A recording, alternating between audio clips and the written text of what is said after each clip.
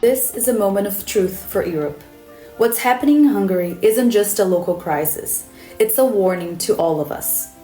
By failing to act before May 27th, the European Union missed a crucial chance to defend basic freedoms. Hungarian authorities have already banned an LGBT plus march in Budapest scheduled for June 1st, using vague excuses about child protection. Let's be clear, this is about silencing entire communities for political reasons. But the fight isn't over. 20 EU countries have condemned Hungary's anti-LGBT plus measures. They're also calling on the European Commission to act now to defend human rights. This year, Budapest Pride marks 30 years of visibility, resistance, and hope. Not allowing this historic march would be a dark day for Europe. We need the EU to show bold, visible, urgent leadership. Protect freedom and defend pride. Keep up the pressure. Sign Budapest Pride petition now. Can you tell me a little bit? You are the executive director of All Out, an international organization. So why don't you tell us a little bit about yourself and about All Out itself? Sure. So let me start by telling you a little bit about All Out. All Out is a global movement for love and equality. Our mission statement is it links very much actually to what you were just saying. It's to work towards a world in which everyone can enjoy their rights to family, freedom, safety, and dignity, whoever they are and whoever they love. And the founding ideal, the kind of the model that All Out works on, I think also like very much aligns with what you were just saying, because it's very much based on the idea of solidarity and people power. The idea that when lots of small voices come together, that creates a loud noise that changes the conversation, changes hearts and minds, and therefore eventually changes lived experience for those who are suffering the worst forms of discrimination and marginalization and violence. So those are all nice words, but what do we actually do in practice? Right. Well, we have a database of around 750,000 people around the planet who are active supporters who want to make a difference in the lives of others, just as you were saying, by expressing their own compassion and solidarity. And we link those 750,000 people with relationships we have with frontline community-based organizations around the world. These are the like real heroes of our movement, organizations that are working in the most hostile environments, people who are sacrificing a lot to serve their communities, sometimes, unfortunately, even their lives. And we bring those two groups together by doing three big things, really. We're a campaigning organization, so we campaign for positive change, to bring a gender recognition law or marriage equality to a country. We run petitions, social media actions, we do storytelling campaigns to kind of shift the needle on those positive moments so that marriage equality legislation is more likely. Unfortunately, we spend more of our time now on the other kind of campaigning, which is crisis-based campaigning. So when LGBT plus people are being hurt or threatened or violated in some way, we are there calling out those who are responsible for that oppression and trying to create channels for protection and defense of LGBT plus people. That's the first thing. The second thing we do is a crowdfunding model, which again, very much links into that idea of compassion. So we ask those 750,000 people periodically to make very like tangible financial donations, and they're small, right? This is the beauty of it. 10 or 15 bucks, right? That come together to create large amounts of money that enable us to do things like evacuate people out of places like Chechnya and Afghanistan, where their lives are at risk, or keep shelters open in places like Rwanda or Uganda, and also fund some more positive forms of activism that kind of power up LGBT communities. And the best example of that is we have a long history of using the crowdfunding model to support Pride in hostile environments. So I myself have been at Pride Uganda many times. We've supported Pride in Eswatini, a tiny little country in Southern Africa that had its first ever Pride in 2018, paid for by thousands of All Out supporters around the world. That's incredible. And then the third thing and final thing we do is training, and it's very specific. We train young under 30-year-old queer activists across Africa and Latin America to use digital tools and digital technologies more effectively to claim their human rights in an internet age. We do all that with about 20 people. We're distributed across 4 continents, across Africa, Latin America, North America, and Europe. We're registered here in the United States. Yeah, and we're about 14 years old as an organization. In terms of me personally, I'm the executive director. I've been doing this now for 9.5 years. So for me, the job always felt like coming home. It's my dream job. I've loved doing it for the last nearly 10 years. Sorry about the noise.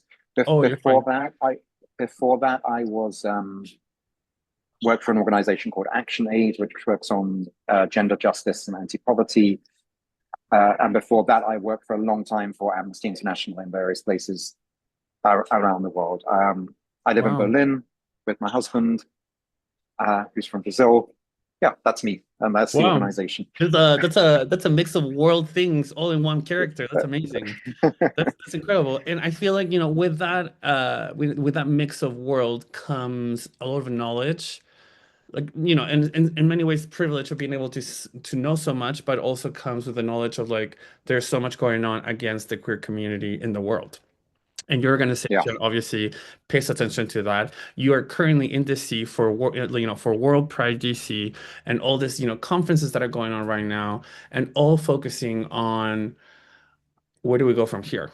What is going on around the world? How can we help each other? And so, with your experience, with your eyes, with what you're experiencing right now, what are some of the main things that you feel like the queer community needs to focus on to thrive, to support each other? Like how? Yeah. What are some priority things that we should have in our minds right now? Yeah. So, like, the obvious one is funding, but I'll come to that in a minute because there's a couple of other, like, more human things I want to talk about first. So the first thing I would say is that, like, as you've just said, we are going through probably one of the worst moments for global LGBT plus rights for quite a long time. There is a significant backlash, and that's not theoretical. That's impacting on people's lives. It's making people scared. It's causing violence. It's even causing death around the world, particularly after the US cuts and the cuts to HIV/AIDS funding. And here's the thing about that. And I don't want to sound in any way flippant when I say this, but I do think, like, our ancestors probably suffered even worse, and they had fewer resources, and they survived and they thrived, and we got to where we are today with this incredible kind of queer resilience, which I know is a stereotype, but I think it's also true. I think many of us have been through difficult lives, and it's made us, like, tough as fuck. And amen. Right? So we will get through this. I've had moments where I've, like, doubted, but I've like dusted myself off, and I'm back in a mental space where I'm determined that and convinced that as a community we will get through this. So I think the first thing that we need is to recognize our own fabulousness, our own brilliance, our own resilience, our own ability to resist, and our own determination not to go anywhere. We're not going away. We exist. We're here, and the forces against us will never get rid of us, right? And I think to get that, to spread that sense of resilience across our movement, across our communities, I think is the first thing that we need right now. The second thing that comes to mind in terms of your question is, and this is a moment of self-criticism, I guess, of our global movement, is that I think we need to rediscover the ability and grace to call people in as well as calling them out.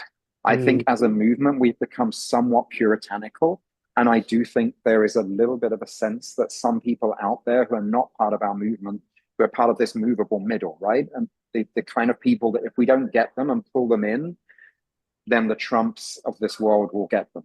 And I think we've got to extend a little bit more grace to those people. We've got to not call them out if they make a tiny mistake on a pronoun or on a particular term, but bring a sense of generosity to the way that we do our activism that I think we used to have. I think we used to be seen as the fun people. And I think in some places we're not seen as the fun people anymore. I think we're seen as somewhat puritanical and maybe somewhat scary, that people are worried that they're going to say the wrong thing and be cancelled. And so I would be looking for us to renew our approach to activism with this kind of Obama style, kind of big tent, calling people in rather than calling them out approach. I love that. Yeah. And I can see that as well. You can see that in advocacy circles and whatnot, we are to a point where, and I mean, I see both sides, considering myself an immigrant, not white, I see the frustration that the non-white people have when it comes to like activism and whatnot, but then I do see the fear that some white people might feel, especially in the queer community, right? How do they feel when it comes to like advocacy for everybody else? So I see it. Yeah, I mean, one example is the phrase Latinx, which I've never met a single Latino person who isn't in activism who even recognizes that term and that would ever use it, right? And so I don't know what your personal view on that term is, but I think it creates distance between us and some of the people we might want to be talking to, because it makes us look kind of elite, and it makes us look as though we think we know better. It makes us unapproachable, and that's not okay. Yeah. And so the third thing we need, which I saved till last, because in some ways it's less inspiring, but it's incredibly important, is money. The impact of the US funding cuts has been massive, and it's combined with cuts from other countries as well, which gets less media. But the Netherlands has cut, the UK has cut, but the US is by far the biggest. We surveyed that partner network that I talked to you about at the beginning, right afterwards, and it was just heartbreaking. 45. We surveyed 3 weeks after the cuts were announced.